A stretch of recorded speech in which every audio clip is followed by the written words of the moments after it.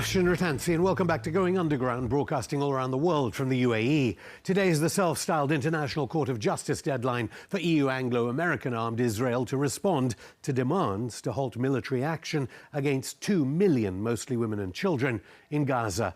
If you're unlucky enough to watch NATO propaganda media, the conflict began on October the 7th, not with the British Balfour Declaration of 1917. And October the 7th, though, is the subject of a new book, Operation Al-Aqsa Flood, The Defeat of the Vanquisher. It's by Colonel Jacques Baud, a former NATO analyst and head of the UN Department of Peacekeeping Operations, Peace Policy and Doctrine Division. He's also been a Swiss colonel, once neutral Switzerland, recently playing host to a Ukraine conference. Billed as a peace conference, it actually didn't invite one of the parties to the conflict in Europe. Instead, Switzerland was where Washington proxy politicians emphasized the need to target China as well as Russia, and the importance of stealing money belonging to the Russian people to give to a Ukraine now led by a regime that has abolished democracy. Colonel Jacques Baud is in Brussels, home to NATO headquarters. Thanks so much, Colonel, for coming back on. That's my pleasure. Well, you know, before I mentioned your country that you fought for. Before I get to Al-Aqsa Flood, I've got to talk about what you thought of this bizarre Swiss conference. Switzerland long lost the neutrality that it was loved for a century, 2 centuries, 3 centuries. What's happened to your country? We're in a bizarre period of time. In fact, because obviously this conference was definitely not a good publicity for neutrality, but the whole policy Switzerland has waged in the framework of the Ukrainian conflict or the Ukrainian crisis is in fact the abandonment, we can say, of the neutrality policy. I mean, you may or may not know that Switzerland is the third most sanctioning country of Russia. We sanction even more Russia than the EU. And that's from the very beginning of the special military operation. So, meaning that this is the sign that we are in fact a party to the conflict, and because this conflict was seen from the West as an economic conflict. I mean, the purpose of this conflict, despite everything that happens on the field, from a Western perspective, the purpose of this conflict is to weaken, if not destroy, Russia. And the distraction is basically, essentially based on sanctions, meaning that if you have Switzerland as the third most sanctioning party in this conflict, we are definitely a party of the conflict. And that raised a lot of question in Switzerland itself. And a lot of opposition parties have raised this question and have opposed the policy of Switzerland, but somehow this is the foreign policy, and we applied the rules that were defined in the treaty we have with European Union. So this is just the application of treaties, but de facto. Sorry, Colonel. What is it? Terrible schools? What's happened to the country? I mean, you know, do they not listen to a former colonel in the Swiss army who was a NATO official in Ukraine like yourself? I mean, what is wrong with these Swiss politicians that they wanted to abandon? I mean, it depends on who you are. It's obviously Antony Blinken wouldn't say they're going wrong. They're doing the right thing. But why did they want to abandon neutrality and clearly side with Washington?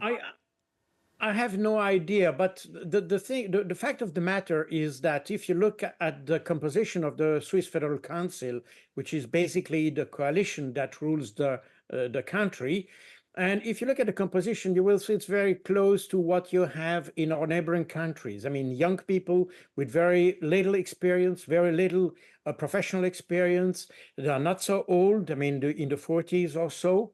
And they are all from center-right, a center-right type of political orientation. And these guys think that because Russia is considered as a non-democracy, or China, or whoever, then we are allowed to use any policy to fight them. And that's a little bit the problem. But basically, we have exactly the same kind of behavior as the Germans or Emmanuel Macron and his government. You know, it's during the Cold War, we didn't consider whether Soviet Union was a dictatorship or not. We just had relationships with Soviet Union, period. We were not making a judgment on the way they were conducting the country. And our effort was to avoid that. I mean, we didn't want this type of a government in our countries, but we didn't care about what happened in the other ones. But since about 30 years, we tend to focus on the way others rule their country and to try to influence domestic policies. And in essence, this is exactly the policy, the foreign policy that has been waged by the US since 1991. It's trying to influence domestic policy. It's a total contradiction to the UN Charter, by the way. And the Swiss Constitution, actually talking about that, do they not realize that there are going to be people talking in the Global South about the need to get rid of the UN headquarters in Geneva, because there's one in New York and in Geneva, of course, and all those UN agencies that are in Switzerland? They don't belong there. Does the Red Cross belong in Switzerland now that Switzerland is a belligerent in the war? I don't think we can see the problem that way, because those institutions. I mean, you have UN institutions, for instance, in USA, and USA is waging war. So this is not. I think we shouldn't go too far in terms of the multilateral issues and the policy of Switzerland, foreign policy of Switzerland. It's just a problem. I mean, the issue, and I think Alan Dulles, who used to be the director of the CIA, who, by the way, it happened, he was the chief of the OSS, I mean, the Office of Strategic Services during World War II, and the headquarters of the OSS in Europe was in Bern, Switzerland, during World War II. And he knew perfectly Switzerland. And after World War II, as the US tried to stigmatize the neutral countries, because in the eyes of the US, you are either with them or against them, period. There is no intermediate position. But Alan Dulles, in fact, was kind of an advocate for Switzerland and for Swiss neutrality in the 60s, because he said, and I think his thinking was right, that if you have a neutral country, it offers an exit ramp to conflict. And that's probably not a surprise if you had Switzerland as a place to negotiate conflict. Remember the SALT negotiations between Soviet Union and the US, but also other conflicts like the Iran-US conflict. I mean, remember that Switzerland represents US interests in Tehran and Iranian interests in the US. So, and that was the same with Cuba, by the way. Since Obama reestablished diplomatic relationship with Cuba, this has been dropped. But basically, we used to represent Cuban interests in US and vice versa. So a neutral country is always useful when you want to stop a crisis, because then you have a space where you can allow a negotiation to happen. Well, anyway, if you look at China fulfilled that role. Nobody would negotiate. China fulfilled that role recently vis-a-vis Saudi Arabia, of course. Rapprochement with Syria. But I mean, you heard it here first. Colonel Jacques Baud extolling the virtues of Alan Dulles, the head of OSS. I think people can read more into Alan Dulles and what else he got up to. But I do want to get onto the book, because obviously the whole world is concerned about Gaza. And funnily enough, actually, when you read Primo Levi, Escaping to Switzerland from the Holocaust, one of the great novels about the Holocaust, Primo Levi, the great novelist, it makes you realize what Switzerland once meant. Let's just get on to the Al-Aqsa Flood book. What do you make of the way the word resistance is used in NATO media, by historians, by think tanks? Because in your book, you say these people who talk, even at the UN, about the resistance in Palestine, don't even understand the concept of what resistance is. Well, there's a confusion in the West, which is basically also a propaganda thing, because we tend to make, deliberately, by the way, a confusion between resistance and terrorism. And here we have to make a semantic difference between the two. Resistance means, it basically is defined by an objective, to resist an occupation or whatever. But it is basically resistance is defined by the objective of resisting, while terrorism is not an objective. Terrorism is a way of achieving an objective. So in the Western wording today, we tend to mix the way and the objective. And that's why it's easy then to say that, and that was a scandal in France, as a journalist asked a politician whether Hamas was a resistance or a terrorist movement. But basically, regardless of how you consider Hamas, although I consider that Hamas has left terrorism in the early 90s, but this is another discussion. But the thing is that if you ask whether Hamas is a terrorist or resistance organization, in essence, regardless of what you think, it can be both, because resistance just express the objective of the organization, while terrorism would express the strategy it used to achieve that objective. So basically, the two words are not antagonistic, is in essence, but we play with those words because people never, and in the West, we never really define what terrorism is, in fact. And today, everybody is terrorist. I mean, if you go to France, especially in France, for instance, even if you express some sympathy for Hamas, or better, if you don't express sorrow for the Israeli, then you are considered of sponsoring terrorism. And there was a case recently in a court in France about this. So it becomes totally schizophrenic because we don't use the right words to define the right things. Now, when it comes to Hamas and the Palestinian resistance, it is a resistance. And they may have used different means and different ways of doing that throughout the years. I mean, we had terrorist attack of the Palestinian organizations, not just Hamas, but others, especially in the 60s and the 70s. In the we're going to have to go to a break. We'll return to this in a moment. Colonel Jacques Baud, I'll stop you there. More from the author of Operation Al-Aqsa Flood after this break.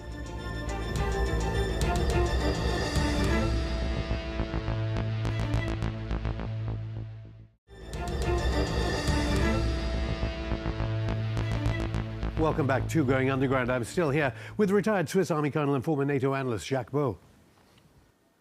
Colonel, I rudely interrupted you about what you were saying about this complicated idea of resistance in the imaginations of Western nations. Those countries that did go to the Swiss conference, UAE, Saudi, Brazil, India, less so India, very critical of Israel and seen as part of the resistance, accused of it as being part of the resistance by Zionists in NATO nations. China didn't go to the Swiss conference. Do you think you can see that the Swiss conference on Ukraine has parallels to Gaza? The Ukraine conflict and the Gaza conflict is part of the geopolitical seismology. Well, definitely yes. And in fact, what this conference has shown, besides the outcome about Ukraine, which is basically no real outcome about the peace in Ukraine, but what it shows clearly is the increasing a split between the Western world and the rest of the world.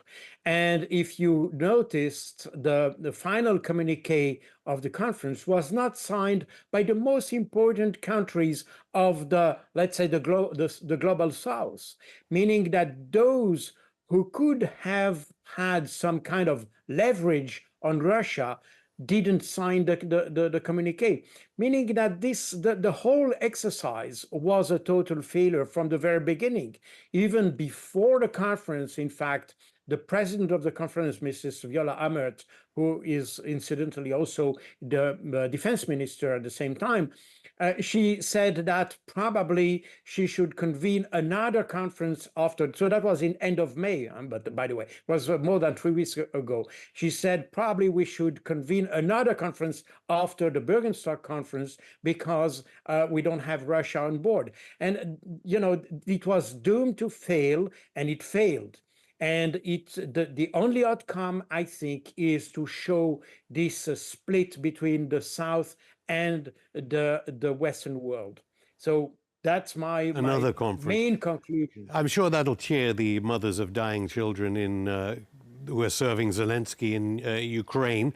So actually, in the book, Al-Aqsa Flood, you talk about Israel not really having a coherent response to what the resistance is doing in Palestine, apart from extermination. Again, parallels there with the lack of coherence in the NATO response, because they're clearly not winning the war against Russia, the proxy war against Russia, unless, and both those countries would say, Israel would say, no, we are, some of their cabinet ministers were saying, we're doing quite well, we are exterminating as many men, women and children as possible in the Gaza Strip. And the Americans would say we're getting closer and closer to an entire Western united front in NATO and nuclear war. I'm not sure what their coherent response is. Well, let's put the nuclear war aside for a while and let's concentrate on the Middle East. But it's interesting to see that, in fact, in the last 30 years and even more, NATO has not won any war. Not a single one. So, and the US has been defeated in every war it has been. So with the probable exception of the first Gulf War in 1991, but this was an unachieved war to some extent. So, but despite this, the problem in counterinsurgency and the counterinsurgency strategy that Israel is waging goes against all the rules of counterinsurgency. I have been especially trained in the British Armed Forces in counterinsurgency in the 80s during the war in Northern Ireland. So I'm aware of how you should handle a counterinsurgency situation. The Israelis have done everything wrong to address this. And the only explanation for that, and I wrote this already 20 years ago in a book on asymmetric warfare based on the Second Intifada. And at that time, I said, well, there are two options. Either the Israelis are stupid and they don't understand how to wage war, or they do that on purpose in order to eliminate Palestinians.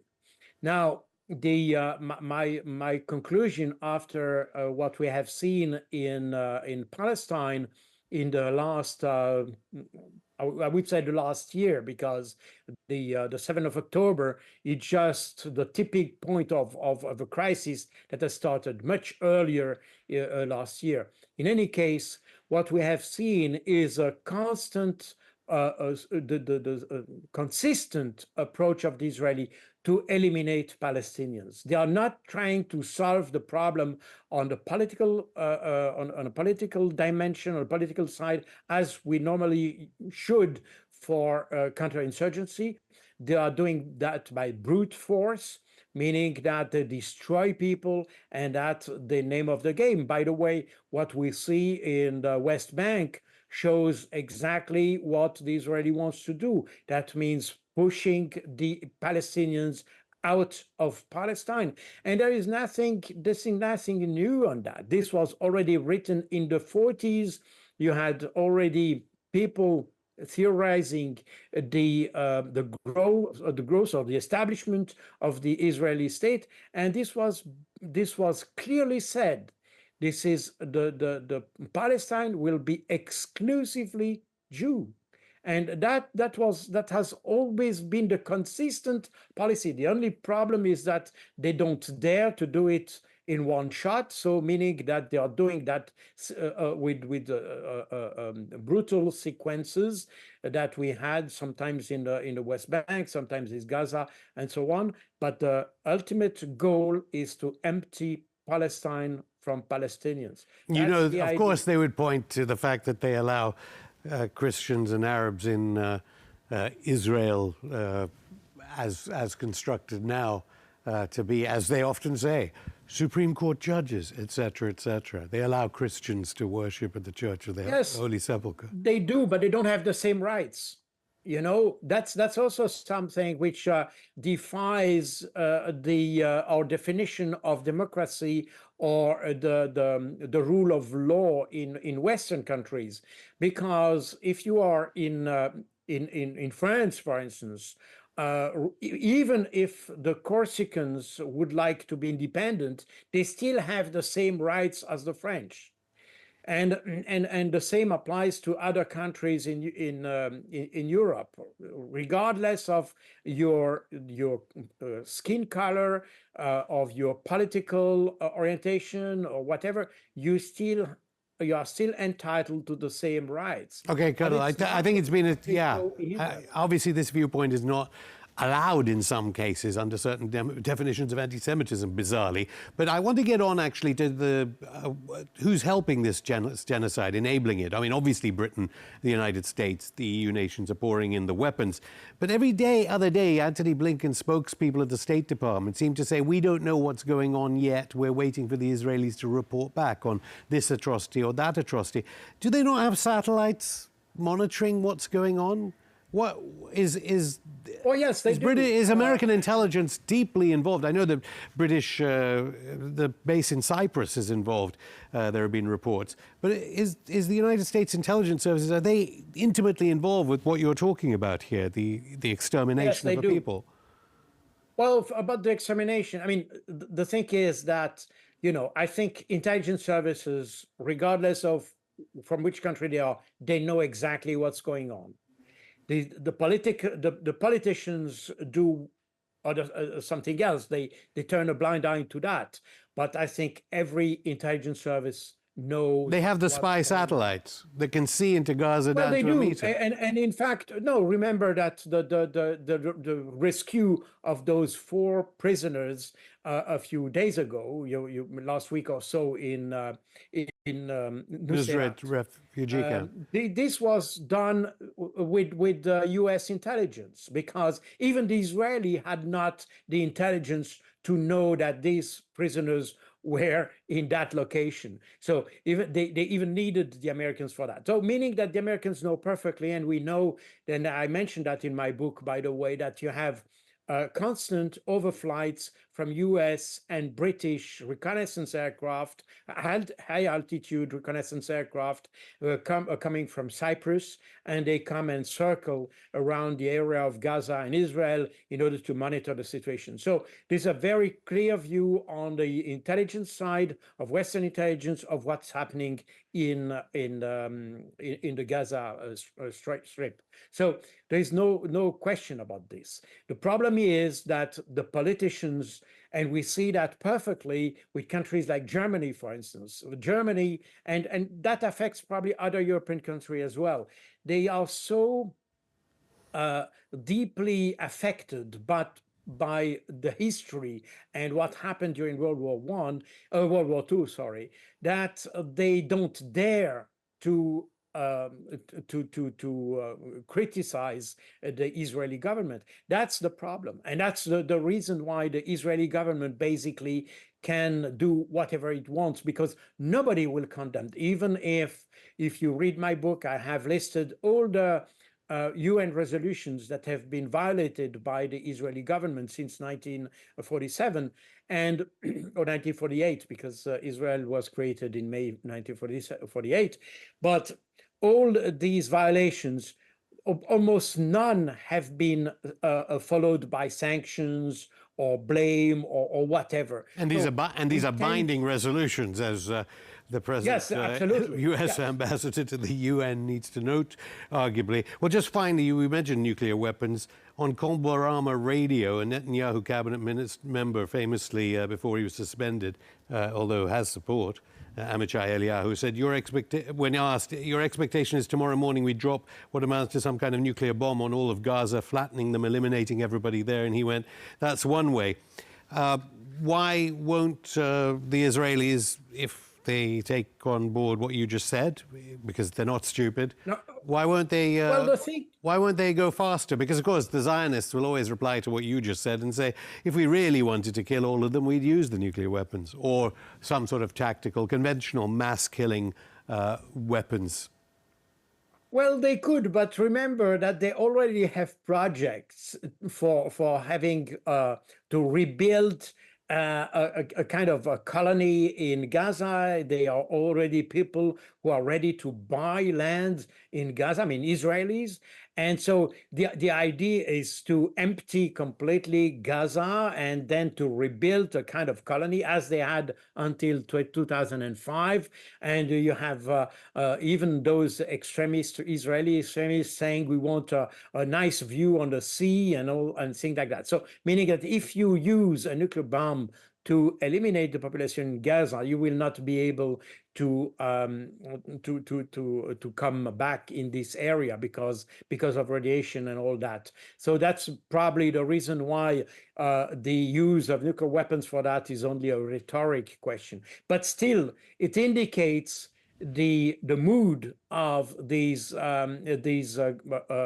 Israeli officials who want to exterminate the Palestinians. That's the worry, the worrisome part of it. They will not use nuclear weapons because of the technicalities, but they still want to eliminate Palestinians. Colonel Jacques Baud, thank you. My pleasure. Thank you. And continued condolences to those bereaved by UK, US, EU armed genocide. That's it for the show. We'll be back with a brand new episode on Saturday. Until then, keep in touch via all our social media if it's not censored in your country, and head to our channel, Going Underground TV, on rumble.com to watch new and old episodes of Going Underground. See you Saturday.